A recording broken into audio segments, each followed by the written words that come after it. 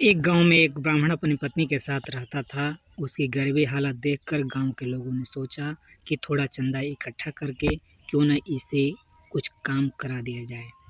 गांव के चौधरी की देखरेख में चंदा इकट्ठा किया गया तथा उससे ब्राह्मण को एक बड़ा तांगा दिला दिया गया। ब्राह्मण उससे सवारी ढोता और इस प्रकार अपना गुजर बसर करने लगा।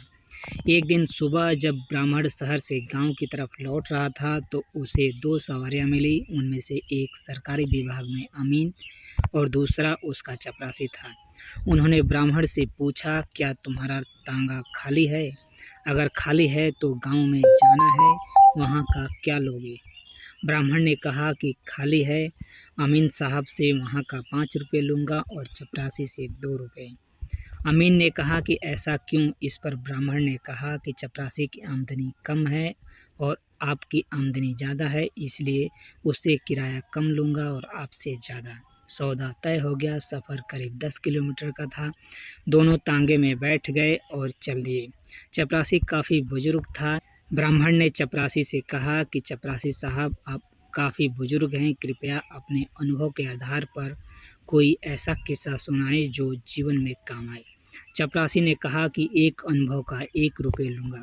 ब्राह्मण ने कहा, ठीक है, सुनाओ। उसने सोचा कि सफ़र कटेगा और 1 रुपये कम मिलेंगे तो कोई बात नहीं, 3 रुपये तो अमीन साहब से फालतू ले ही है। चपरासी ने कहा, सुनो, अपने मन की या ऐसी कोई बात जिसे आप छुपा कर रखना चाहते हो, उसे कभी भी अपनी पत्नी को मत बताना। ब्राह्मण ने कहा, आगे? चपरासी ने कहा, बात खत्म हो गई और सुननी है तो उसका 1 रुपये और लगेगा। ब्राह्मण ने सोचा कि अभी तो अमीन साहब के 2 रुपये और बचे हैं, क्यों नहीं एक बात और सुन ली जाए।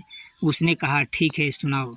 चपरासी ने कहा कि जिस बात को 4 आदमी कहें उसे मान लेना चाहिए। ब्राह्मण ने पूछा, आगे? चपरासी ने कहा कि बात खत्म हो गई है, अगली बात के लिए अगर 1 रुपये और देने के लिए सहमत हो तो बताओ। ब्राह्मण ने कहा, ठीक है, सुनाओ। चपरासी ने कहा कि मुर्दे को कंधा देना चाहिए, वह कुछ दूर उसके साथ साथ चलना चाहिए। ब्राह्मण समझ गया कि चपरासी साहब के बात ख़त्म हो गई है और वह अगली बात सुनी तो उसका 1 रुपये और लगेगा, जो मूल किराए से जाएगा। इसके बाद ब्राह्मण ने और कोई बात सुनने का नहीं कहा।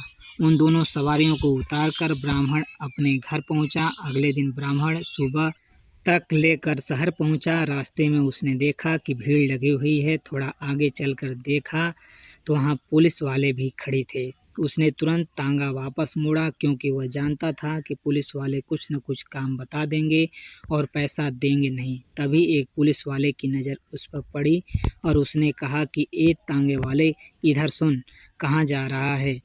ब्राह्मण रुक गया और समझ गया कि अब तो फंस गया, शाम तक आज कुछ नहीं कमा पाएगा। पुलिस वाले ने कहा कि इस आदमी का एक्सीडेंट हो गया है, वह मर गया है, इसे पोस्टमार्टम के लिए ले जाना है। इसे उठाकर तांगे में डाल और मोर्चरी में ले जा। ब्राह्मण ने कई बहाने बनाए और कहा कि उसे काम से जाना है, लेकिन पुलिस वाले ने उसे डांट दिया और कहा कि पहले इसे वहां पहुंचा। वहां पर खड़ी भीड़ में से भी कुछ लोग ब्राह्मण से कहने लगे कि ले जाओ, कुछ नहीं होगा। ब्राह्मण को डर था कि पुलिस का मामला है, कहीं उल्टा उसे ही ना फंसा दे।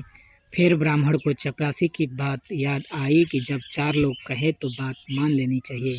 उसने सोचा कि आज क्यों न चपरासी की बात आजमा ली जाए। ब्राह्मण ने मन को समझाया और मृतक को उठाकर तांगे में डाला और चल दिया।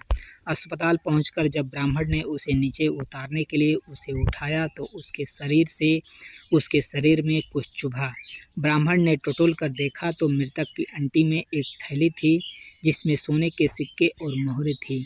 ब्राह्मण ने उसे निकाल लिया और अपने साथ घर ले आया। कुछ दिन तक ब्राह्मण चुपचाप अपना तांगा चलाता रहा और गुजर बसर करता रहा, क्योंकि वह जानता था कि अगर तूने इस धन का इस्तेमाल किया तो लोग उससे चिढ़ने लगेंगे और उसके पीछे पड़ जाएंगे कि उसके पास इतना धन कहाँ से आया, कहाँ वह भूखे मरता था। उसने यह बात अपनी पत्नी को भी नहीं बताई, क्योंकि चपरासी की बात उसे याद थी। कुछ दिन बाद ब्राह्मण ने अपनी झोपड़ी की जगह एक पक्का मकान बनाया और आराम से रहने लगा।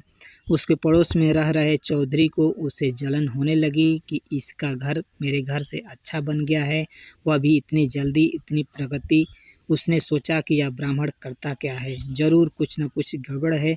उसने सोचा कि पहले पता लगा लेना चाहिए कि मामला क्या है।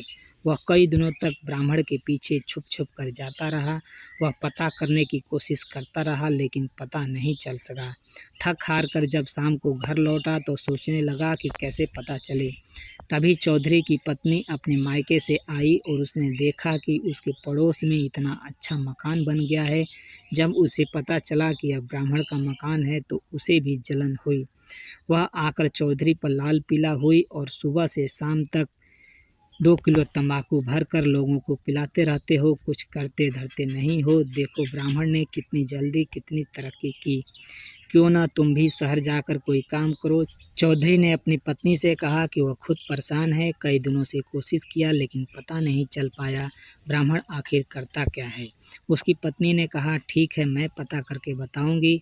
अगले दिन जैसे ही ब्राह्मण तांगा लेकर घर से निकला, चौधरी की पत्नी तुरंत ब्राह्मण के घर पहुंच गई और ब्राह्मण की पत्नी की झूठी तारीफ कर उसे रिझाने लगी। बहन, तुम्हारे कुंडल बहुत अच्छे हैं, तुम्हारे गले में हार बहुत अच्छा है, तुम्हारी साड़ी बहुत अच्छी है। इतना तारीफ सुनकर ब्राह्मण की पत्नी फूले न समा रही थी। बस फिर क्या था, उसने चौधरी की पत्नी को बिठाया और कहा कि बैठो बहन, तुम तो दिखाई नहीं देती हो, यह तो तुम्हारा ही घर है, आती रहा करो। अच्छा बताओ क्या खाओगी। फिर ब्राह्मण की पत्नी दूध लेके आई और दोनों दूध पीते पीते बात करने लगी।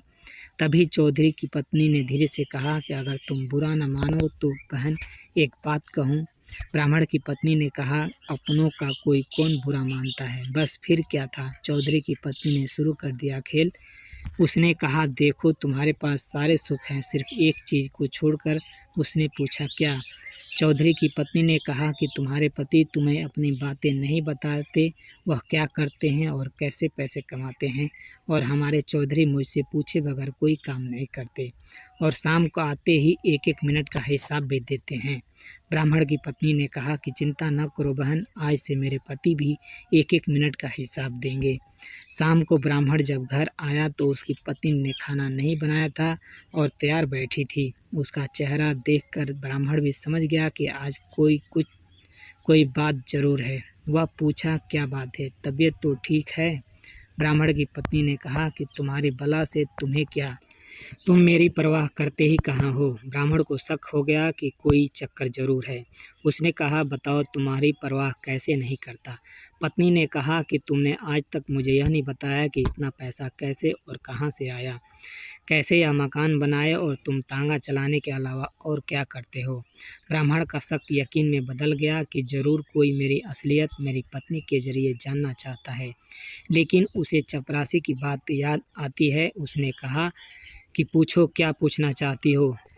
उसकी पत्नी ने कहा कि पहले ये बताओ कि तुम इतना धन कहाँ से पाए हो। उसने अपनी पत्नी से कहा कि देखो मैं तुमसे बहुत ज़्यादा प्यार करता हूँ और तुम्हें दुखी नहीं देखना चाहता हूँ, इसलिए मैंने तुमको अपने बारे में कुछ नहीं बताया। तुम मेरे कष्टों के बारे में सुनकर दुखी हो जाओगी, परंतु जब तुमने जिद कर ली है तो मैं आज तुम्हें बता देता हूँ, किसी को बताना नहीं।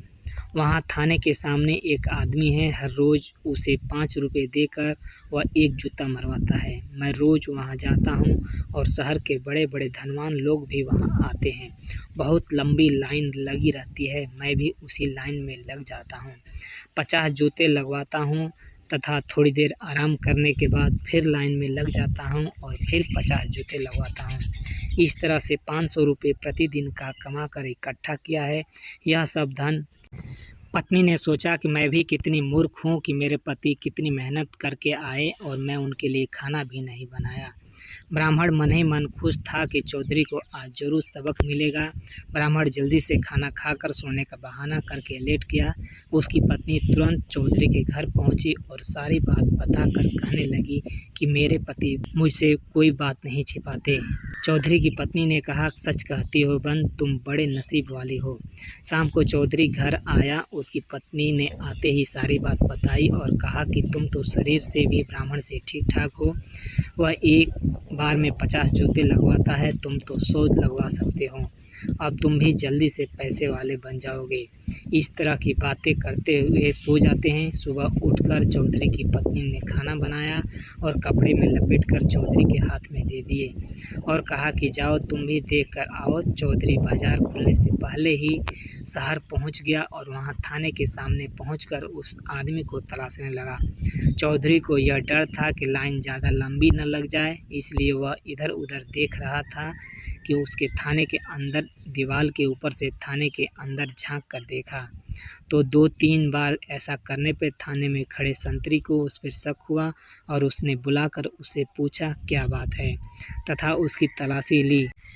चौधरी ने बताया कि मैं उस गांव का चौधरी हूं और यहां कोई आदमी 5 रुपये देकर जूता मारता है, मैं भी उसे जूते लगवाने आया हूं। सिपाही ने सोचा कि कोई पागल है, ऐसे जाने वाला नहीं है।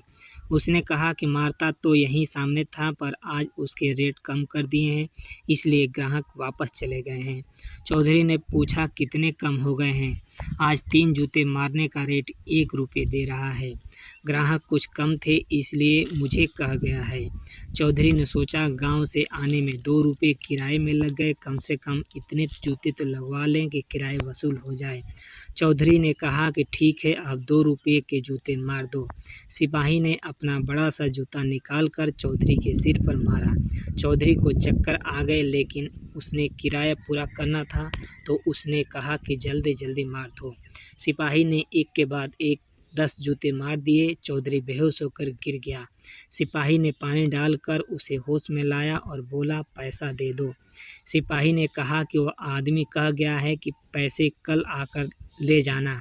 चौधरी गिरता पिटता अपने घर पहुंचा और अपनी पत्नी को पूरी बात बता दी। तब उसे और उसकी अक्ल ठिकाने आ गई। तो दोस्तों, आपसे निवेदन है कि आपको हमारी कहानी कैसी लगी। अगर आप पसंद आई है तो लाइक सब्सक्राइब अवश्य कर दें। शुक्रिया, धन्यवाद।